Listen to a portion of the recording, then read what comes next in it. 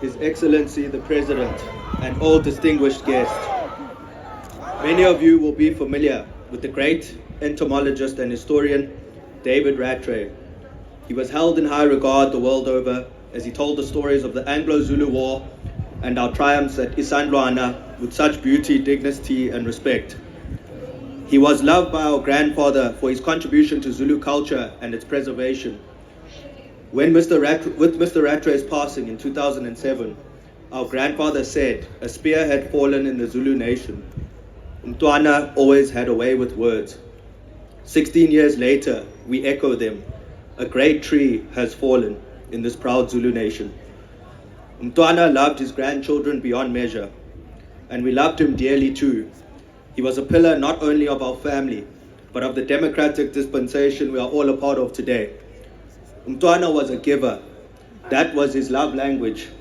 He had an eye for gifts and was amazingly attuned to the taste of his loved ones. His grandchildren, in turn, were faced with the annual headache at Christmas time. What gift do you get for the man who has every possible thing? We soon learned, however, that more than any material thing, Umntwana valued time with his family.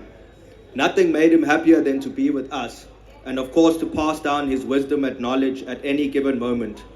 We learned so much about the value of listening, patience, and respect, particularly for our elders and traditional customs, among other things. Renowned for his esteemed roles in so many different spaces, of equal renown was his sense of humor. In my teen years, when I would visit Kwapinangen, he would often say, "Please stand over there. You are being rude with this height of yours, grandson." That became the running joke every time I came home. In the past few days, it has been fitting that the prevailing memory I've had is of Umntwana laughing. Anyone close to him knows that boisterous, unmistakable laugh. You know when someone is laughing from the pit of their stomach with such joy. And there are many enduring images of him laughing this way, further proof of his love and warmth. That is a side of him many of us were privileged to enjoy, and it is how most South Africans will remember him.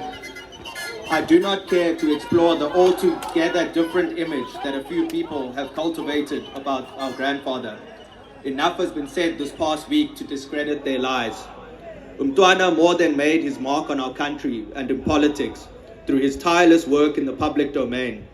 As my father told the media this week, you can either perpetuate or destroy his legacy. But the truth remains, his legacy is the impact he had on people's lives. No attempt to discredit his work ever deterred him from his goal, which he pursued in tandem with other politicians, many of whom who are here today. The goal was always a free, fairly run, democratic South Africa. We as a family choose to remember him this way, as a fearless political leader who was never afraid to go against the grain for the sake of serving millions of black South Africans at a time when hope was at an all-time low. As our regal Prime Minister of the Zulu Nation and Nkosi of the Buthelezi clan, and last but not least, as our grandfather, father, and anchor of the family. Shenge, we salute you, we will always love you, and we will continue to keep your legacy enduring forever. May your soul rest in eternal peace. Sheng! Sheng! Soalisa!